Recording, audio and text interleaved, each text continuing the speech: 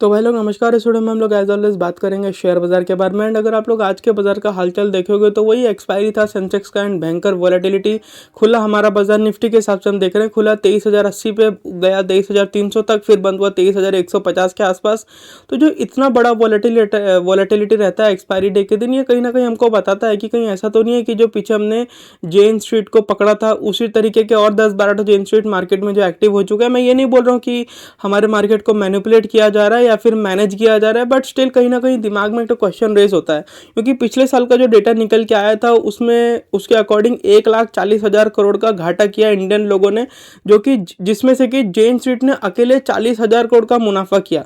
And 40,000 crore का मुनाफा किया, उसमें कोई प्रॉब्लम नहीं है, बिकॉज एवरीबडी नोज कि एफ एंड एक जीरो सम गेम है। एंड किसी भी तरीके का जो ट्रेडिंग है, चाहे आप इंट्राडे करो चाहे स्विंग ट्रेडिंग करो, वो जीरो सम गेम ही होता है, समझ रहे हो, क्योंकि पैसा किसी के जेब से निकल के किसी के पास गया। लेकिन प्रॉब्लम तब आती है अगर बाहर का कोई कंपनी आके तुम्हारे यहाँ पे पैसा कमा रहा है, क्योंकि वो तो आईएनआर लेके आएगा यहाँ पे ट्रेड करने के लिए, लेकिन जब वो अपना प्रॉफिट के पैसे को बाहर लेके जाएगा वो डॉलर में लेके जाएगा, समझ रहे हो। एंड इसकी वजह से क्या होगा, डॉलर का डिमांड बढ़ेगा, रुपये का सप्लाई बढ़ेगा, क्योंकि आरबीआई को तो डॉलर देना पड़ेगा, तो हमारा रुपया और कमजोर होगा। तो ये सब मामलों को अगर हम देखें तो थोड़ा रिस्की चीज़ ही होता है। एंड अगर हम लोग आईएनआर का भी 2 मिनट बात करें तो हमारा जो रुपया है जो लाइव फ्लो लगाया था वो अराउंड 97.2 97.3 के आसपास गया था as far as I remember.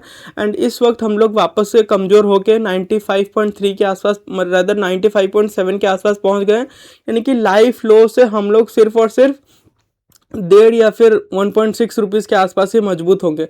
So let's see how things play out. But एक दो जन का मैं कमेंट देख रहा था कि भाई जब भी रुपया गिरता है आप बड़े खुश होकर बोलते हो, आपको क्या फ़ायदा होता है रुपया गिरने से। तो फर्स्ट ऑफ ऑल, जब भी रुपया गिरता है ना, मैं गरीब होता हूँ, आप भी गरीब होते हो, मोदी जी भी गरीब होते हैं, पूरा इंडिया गरीब होता है, ठीक है। तो खुशी वाला बात नहीं है, लेकिन कई बार मेरा एक तो टेंडेंसी रहता है कि जब मैं किसी चीज़ को लेके बहुत ज़्यादा डिसअपॉइंटेड होता हूँ ना, तो उसको थोड़ा मैं हंस के बोलता हूँ कि हमारा रुपया देख लो यार लाइफ लो पे पहुँच गया, इस तरीके से बोलता हूँ, ताकि डिसअपॉइंटिंग चीज़ उतना ज़्यादा डिसअपॉइंटिंग ना लगे। हालांकि एक चीज़ तो जरूर देखने वाला बात है कि रुपया तो यार पतला तो 2014 के पहले होता था, अभी तो डाइटिंग पे है हमारे सक्षम भाई के लैंग्वेज में। एंड अगर हम लोग आगे का मामला देखें तो इंडियन मार्केट के बारे में बोलने के लिए इतना ही था। एंड इससे ज़्यादा अगर मैं कुछ एग्जैजरेट करूंगा तो आप भी बोर हो जाओगे। एंड किसी एक फलाने बंदे ने कोई आर्टिकल छाप दिया, आर्टिकल को मैं आपको बोल दूं, उससे कोई मतलब नहीं बनता, क्योंकि उस आर्टिकल का बाय इटसेल्फ तर्क नहीं बनता है, ठीक है। जैसे कि पीछे किसी ने एक आर्टिकल छापा था, बिटकॉइन इसलिए गिर रहा है क्योंकि पैसा निकल के नैस्डैक में जा रहा है। ये कोई आर्टिकल का कोई मतलब हुआ? तो कुछ कुछ आर्टिकल्स को आप अवॉइड कर दिया करो, दिमाग ज़्यादा मत लगाया करो। बट अगर हम लोग अमेरिकन मार्केट को देखें तो उसके बारे में आज मेरे पास बोलने के लिए बहुत कुछ है, क्योंकि जैसे कि इंडिया में होता है ना, राहुल गांधी कई बार अंबानी अदानी को टारगेट करके करंट गवर्नमेंट को क्रिटिसाइज करते हैं। हालांकि करंट गवर्नमेंट का अगर आप मामला देखोगे तो वो किसी तरीके से एमपीज को चोरी कर करके 2/3 मेजोरिटी बनाने में है, यानी कि कभी भी डीलिमिटेशन बिल और महिला आरक्षण का मामला जो है हो सकता है। फिर देखते हैं क्या होगा क्या नहीं होगा। हालांकि अब ठीक है, उतना अंडर नहीं जाते हैं, मतलब फिर आप बोलोगे कि यार तुम तो पॉलिटिकल फेवरिज्म करते हो, बट ठीक है, सबका अपना अपना एक पॉइंट ऑफ व्यू रहता है। बट जैसे कि इंडिया में राहुल गांधी जी टारगेट करते हैं, हालांकि वो जो टारगेट करते हैं वो जो अदानी जी को करते हैं वो फिर भी समझ में आता है, क्योंकि उनको अनफेयर एडवांटेज बहुत ज़्यादा मिला है। मतलब जो लोग कम बिड भी डालते हैं उनको ऑर्डर नहीं मिलता है, मतलब उनको माल नहीं मिलता है, माल इन द सेंस उनको कंपनी नहीं मिलता है, अदानी जी को मिल जाता है। मतलब अजीब टाइप का मामला चल रहा है, ठीक है।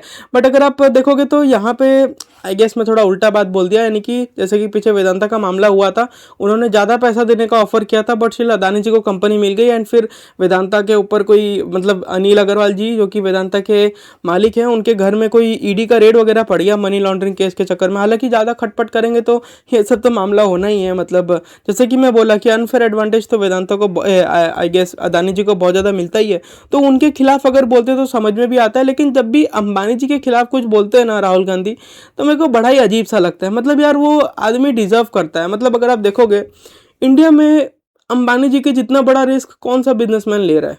यू नेम अ पर्सन जो कि अंबानी जी जितना बड़ा रिस्क लेता हो। मेरे को नहीं लगता कोई भी इतना बड़ा रिस्क ले रहा है। मतलब एआई में भी अगर कोई कुछ कर रहा है तो वो अंबानी जी हैं, समझ पा रहे बात को। अगर इंटरनेट में आप मेरा ये वीडियो देख रहे हो तो उसके पीछे भी अंबानी जी का ही हाथ है। आप अगर उनका पेट्रोल पंप में भी जाओगे ना, रिलायंस का पेट्रोल पंप में, अगर सरकारी कंपनी पेट्रोल को 100 रुपये में बेच रही है तो अंबानी जी 98 रुपीज़ में बेचते हैं, 2 रुपये सस्ता ही रहता है। तो अंबानी जी बिजनेस करके पैसा कमा रहे हैं, which is a good thing. अब यार तुम अगर बिजनेसमैन को बोलोगे कि बिजनेसमैन तुम देश छोड़ के भागो, तब तो तुम भिखारी रह जाओगे यार, देश आगे कैसे बढ़ेगा। लेकिन वही वाला बात है कि बिजनेस में अगर किसी को अनफेयर एडवांटेज मिल रहा है, मतलब 1 रुपये का माल 54 में उसको लेने का मौका मिल रहा है, तो वो कहीं ना कहीं प्रॉब्लमेटिक बात हो जाता है। बट मेरे को लगता है कि अंबानी जी जिस टाइप का बिजनेस कर रहे हैं वो एथिकल बिजनेस है। एंड अगर उन जैसे आदमी को अनफेयर एडवांटेज नहीं मिलेगा तो किसको मिलेगा, आपको और मेरे को मिलेगा जलेबी का दुकान डालने के लिए। तो उस हिसाब से देखना चाहिए। एंड अंबानी जी को टारगेट करना at this point of time मेरे को लगता है बहुत गलत होगा, क्योंकि उन्होंने इंडिया का नाम पूरा ग्लोबली रोशन किया है। हालांकि अदानी जी ने भी रोशन किया है, but for some other kind of reason. But anyways, अगर हम लोग अमेरिका के बारे में बात करें तो वहाँ पे भी जैसे ही राहुल गांधी उल्टा पुल्टा हरकत करते रहते हैं कभी कभी, वैसे ही अमेरिका में एक तो कोई एलिजाबेथ वॉरेन करके डेमोक्रेट की लीडर है, मतलब सांसद है। जैसे कि इंडिया में सांसद होते हैं ना, पार्लियामेंट में बैठ के जो ऐसे ऐसे टेबल पीटते रहते हैं, हाई मारते रहते हैं। अमेरिका में उन्हीं सांसदों को सेनेटर बोला जाता है, ठीक है। तो वहाँ पे डेमोक्रेट की एक सेनेटर है कोई वॉरेन करके, एलिजाबेथ वॉरेन।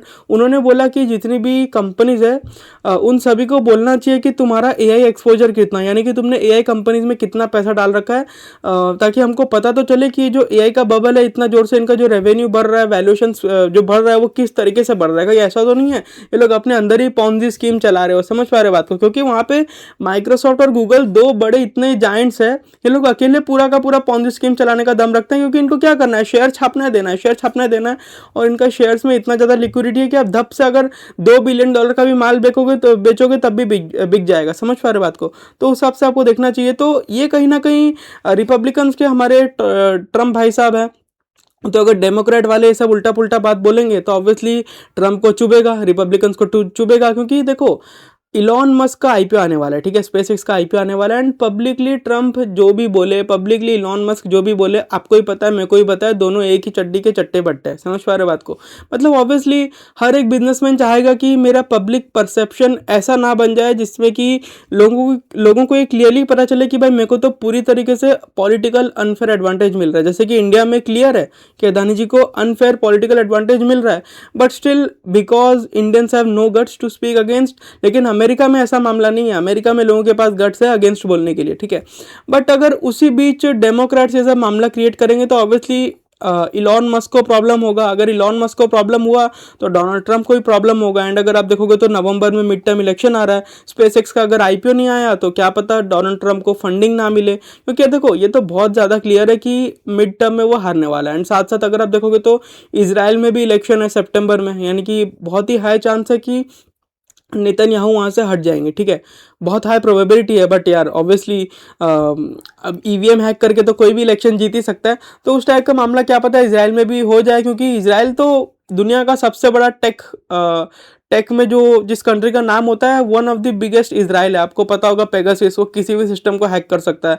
मतलब कुछ तो भी सिस्टम होता है, चाहे आईफोन हो चाहे लिनक्स हो, कुछ भी हो, वो हर चीज़ को हैक कर सकता है। वो भी इसराइल के पास ही है, तो कुछ बोल नहीं सकते हैं। इसराइल से हमारा भी दोस्ती कुछ ज़्यादा ही गहरा है, तो हम अपने लिए भी कुछ नहीं बोल सकते हैं। बट हाँ, एक बात तो ये है कि ये जो डेमोक्रेट्स वाले परेशान कर रहे हैं स्पेसएक्स के आईपीओ के टाइम में, ये कहीं ना कहीं थोड़ा सा इलॉन मस्क के लिए प्रॉब्लम रेज करेगा। एंड इलॉन मस्क को अगर पैसा रेज करने में प्रॉब्लम होगा तो ऑब्वियसली डोनाल्ड ट्रंप को और इवन नेतन्याहू को भी अपना इलेक्शन फंड करने में प्रॉब्लम हो जाएगा। So let's see how things play out. But अगर नेतन्याहू हारते हैं वहाँ पे इलेक्शन तो मेरे को लगता है कि शेयर बाजार जरूर खुश होगा। बट लेट्स सी क्या होता है।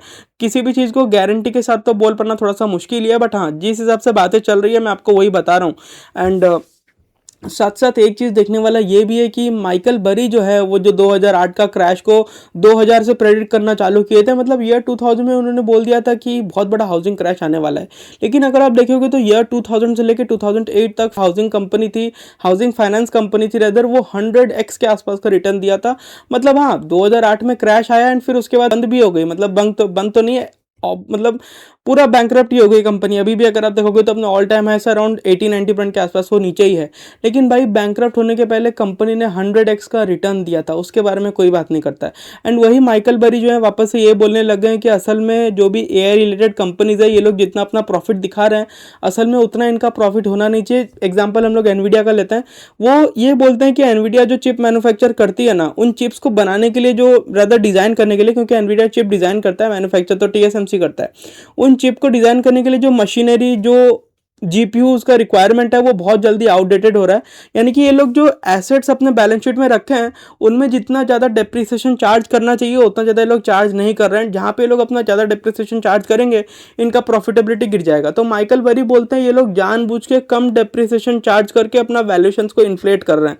लेकिन ये जो लॉजिक है ये बहुत वेग लॉजिक है, क्योंकि अगर आप देखे होगे तो डेप्रिसिएशन असल में ऑन पेपर रहता है, बस कैश एक्सपेंडिचर। जैसे कि आप ये मोबाइल फ़ोन जिससे मैं कैमरा रिकॉर्ड कर रहा हूँ, मैं चाहूँगा तो हर साल इसमें मोबाइल फ़ोन के ऊपर तो 50% का डिप्रिसिएशन अलाउड है। मतलब आज मैं 1 लाख का फ़ोन खरीदा, ऑब्वियसली ये तो 15,000 का फ़ोन है बट मैं एग्जांपल ले रहा हूँ। आज मैं एग्जांपल ले लो 1 लाख का फ़ोन खरीदा, इस साल 50% डिप्रिसिएशन चार्ज कर लूँगा, सीधा 50,000 गया, मेरे प्रॉफिट एंड लॉस से एडजस्ट हुआ।